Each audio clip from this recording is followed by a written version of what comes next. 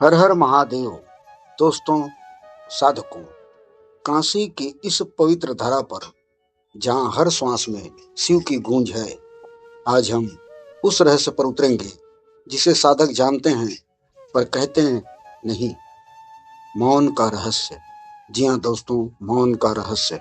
जब साधना गहरी होती है, जब चक्रों में कंपन तेज होता है, जब भीतर की अग्नि नाभि में प्रज्वलित होती है, तब गुरु तब गुरु एक ही आदेश देते हैं, दोस्तों, मौन रहो।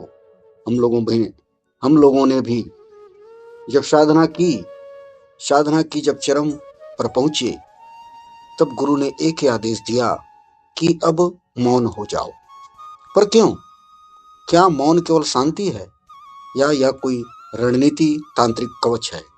आज हम भैरव साधना के संदर्भ में इस रहस्य को खोलेंगे दोस्तों। लास्ट तक वीडियो में बने रहिए। भैरव, भय का हरने वाला, ऊर्जा का नियंत्रक। तंत्र में भैरव कोई साधारण देवता नहीं। भैरव शिव का उग्रतम आयाम है। वह शक्ति जो ज्ञान को चीर देती है। विज्ञान भैरव तंत्र में 112 ध्यान विधियां दी गई हैं। 112। इनमें से अनेक विधियां मौन, शून्य, नाद और आंतरिक कंपन पर आधारित है। भैरव के स्वरूप अनेक हैं। काल भैरव जो समय के स्वामी है, बटुक भैरव जो करुणामय बाल स्वरूप हैं, और स्वर्णाकर्षण भैरव जो समृद्धि के दाता, धन के दाता हैं, और उन्मत्त भैरव उग्र चेतना के प्रतीक हैं। इन सभी साधनाओं में यह नियम समान है। समान नियम है, ऊर्जा बाहर नहीं जानी चाहिए। चक्रों का विज्ञान केवल प्रतीक नहीं है, यह ऊर्जा के द्वार है। तंत्र शरीर को मंदिर नहीं कहता। तंत्र मंदिर नहीं कहता दोस्तों, तंत्र कहता है यह ऊर्जा की प्रयोगशाला है।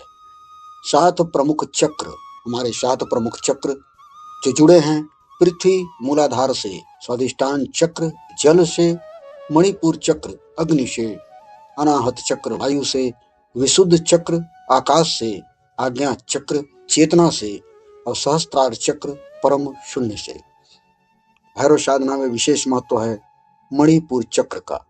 यह नाभि केंद्र है, यही तेजस का भंडार है, यही जीवन अग्नि जलाती है। अब आप सोचेंगे कि तेजस क्या है? दोस्तों, तेजस केवल चमक नहीं है, यह प्राण की अग्नि है। यह वही शक्ति है जो संकल्प को सिद्धि में बदलती है, भय को साहस में बदलती है, इच्छा को तप में बदलती है। जब साधक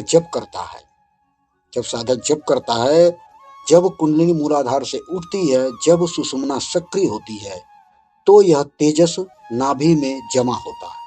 नाभि में वह जमा होता रहता है। अब प्रश्न है, यदि यह जमा हो रहा है तो रिश्ता कैसे है? यह बहता कैसे है? उत्तर है दोस्तों, वाणी से, बोलने से। और बोलना क्यों ऊर्जा का रिसाव है, सभी का एक प्रश्न होगा। तो दोस्तों, जब आप बोलते हैं तो प्राण वायु गले से बाहर निकलती है, विशुद्ध चक्र सक्रिय होता है, कंपन बाहर की दिशा में जाता है। यह ऐसा ही है दोस्तों, जैसे आपने अग्नि जलाई और फिर हवा देकर के उसे बिखेर दिया। आपने खूब सारी अग्नि जला दी, फिर तेज हवा देकर के आपने उस अग्नि को बिखेर दिया, अग्नि बिखर गई। तंत्र इसी प्रकार से इसे कहता है प्राण का क्षय। बोलना स्वयं में दोष नहीं है दोस्तों, बोलना स्वयं में दोष नहीं है, परंतु गहरी साधना के दौरान बोलना एक खुले छेद की तरह है, जहां से ऊर्जा बाहर बहती है। मौन का अर्थ चुप रहना भर नहीं है। मौन शून्यता नहीं, रणनीति है। मौन का अर्थ है ऊर्जा की दिशा बदल देना। जब आप मौन रहते हैं, प्राण भीतर घूमता है, सुषुम्ना सक्रिय होती है, नाभि अग्नि स्थिर होती है, मन की तरंगे मंद पड़ती है। आधुनिक न्यूरोसाइंस भी कहता है मौन से मस्तिष्क की अल्फा और थीटा तरंगे सक्रिय होती है, तनाव हार्मोन घटता है, नर्वस सिस्टम संतुलित होता है। तंत्र ने यह 1000 वर्षों पहले जान लिया था दोस्तों कि इसकी गहराई क्या है। पहले 48 घंटे क्यों महत्वपूर्ण होते हैं? गहरी तांत्रिक साधना में दोस्तों, पहले के 48 घंटे बहुत ही ज्यादा महत्वपूर्ण और निर्णायक होते हैं। पहले के 48 घंटे निर्णायक होते हैं। यह वह समय है जब प्राण नया मार्ग खोजता है, कुंडली हलचल करती है, नाड़ी तंत्र पुनर्संतुलित होता है। यदि इस समय आप बोलते हैं साधना के समय 48 घंटे के पहले, तो कंपन बाहरी हो जाता है, शक्तियां क्षीण होती हैं, शक्तियां रिसने लगती हैं और गुरु कहते हैं प्राणिक कंटेनर को मजबूत करो। मौन उस कंटेनर की दीवार है, उस कंटेनर की दीवार मौन है। और जब साधक भैरव मंत्र का जप करता है, भीतर मौन में ओम ह्रीम बटुक भैरवाय नमः, तो यह ध्वनि बाहर नहीं जाती दोस्तों, यह नाभि में कंपन बनती है। यह नाभि में कंपन, धीरे धीरे अग्नि स्थिर हो जाती है, भय पिघलने लगता है, शरीर हल्का होता है, मन शून्य होता है। इसे कहते हैं भैरव की उपस्थिति। जी हाँ दोस्तों, भैरव की उपस्थिति। और शास्त्रीय संदर्भ में रुद्रामल तंत्र में वर्णन है कि साधना के प्रारंभिक चरण में व्रत, संयम और मौन अनिवार्य है। जी हाँ दोस्तों, मौन अनिवार्य है। उपनिषद कहते हैं यतो वाचो निर्वंतन्ते, जहां वाणी लौट जाती है वहीं सत्य प्रकट होता है। यतो वाचो निर्वंतते, वाम मार्ग और मौन। दोस्तों, वाम मार्ग में मौन का बहुत महत्व है। वाम मार्ग की साधनाएं उग्र हैं, तेज हैं, तीव्र हैं, ऊर्जा तीव्र होती है। यदि साधक बोलता रहे तो मानसिक असंतुलन हो सकता है। मौन संतुलन देता है, मौन सुरक्षा कवच है।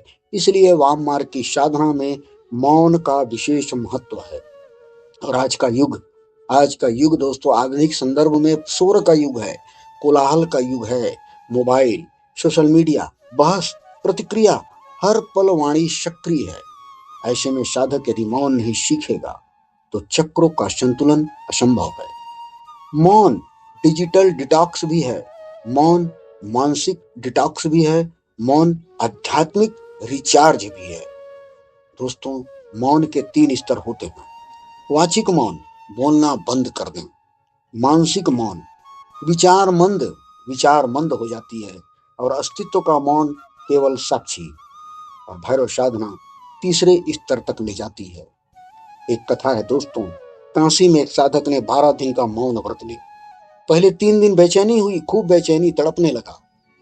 चौथे दिन भीतर कंपन शुरू हुआ। 7वें दिन नाभि में अग्नि जली। 12वें दिन ध्यान में दोस्तों भैरव का साक्षात्कार हुआ। उग्र नहीं, करुणामय रूप भैरव जी की।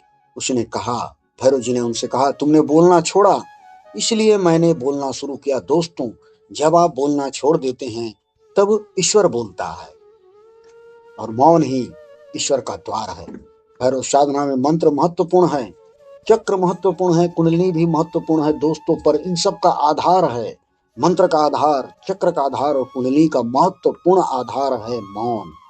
मौन तेजस को बचाता है, मौन ऊर्जा को ऊपर उठाता है, मौन भय को जलाता है, मौन भैरव को आमंत्रित करता है। यदि आप साधक हैं तो आज से संकल्प करें दोस्तों कि आज से प्रतिदिन 1 घंटा मौन रखें। धीरे धीरे से बढ़ाएं। गहरी साधना में 48 घंटे का पूर्ण मौन करें।